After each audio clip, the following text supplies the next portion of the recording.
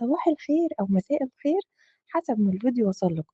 النهاردة هنتكلم عن واحد من السخانات اللي بقت منتشرة جدا في السوق. هو سخان تورنيدو اللي هو 36 لتر. تعالوا أقول لكم هل يستحق الشراء فعلا؟ هل فعلا بيقدم أداء كويس ولا فيه عيوب لازم تخلي بالك منها؟ هقول لكم على كل التفاصيل وعن تجربتي معاه وكمان رأيي بصراحة فيه عشان تقدروا تاخدوا قرار الشراء صح إذا كنت تجيبيه ولا ما تجيبوهوش. بس قبل ما نبدأ ما تنسوش تصلوا على النبي وتعملوا شير للفيديو عشان كله يستفيد.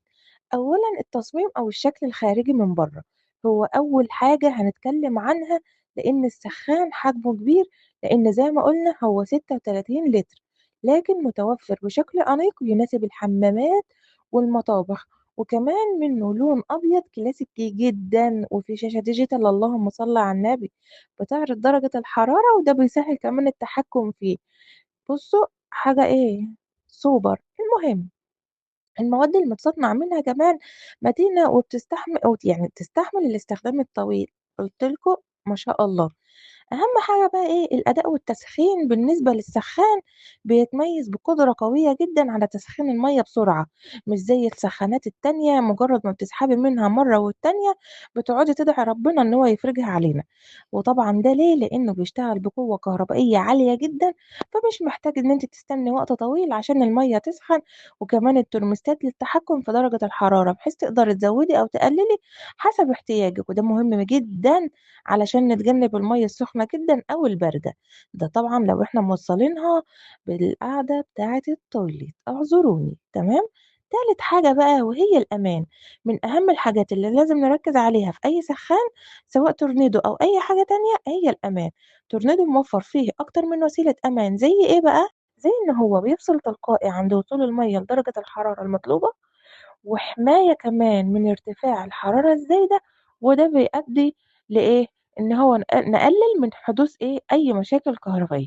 تالت حاجة أهم حاجة بقى إن هو فيه كمان عزل حراري عشان يحافظ على درجة حرارة المَيّة أطول فترة ممكنة، وكمان تقليل استهلاك الكهربا عشان ما يسحبش مننا العداد وكل شوية نصوت حد يشحن الكارت يا جماعة.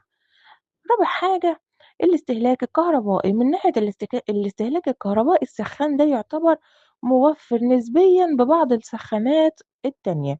ليه بقى؟ طبيعي أول حاجة إن هو يستخدم طاقة، عشان كده لو هتستخدمه حاول تظبطه على حرارة متوسطة وتفصله لما ما تكونش محتاجه لتوفير الكهرباء. ماشي؟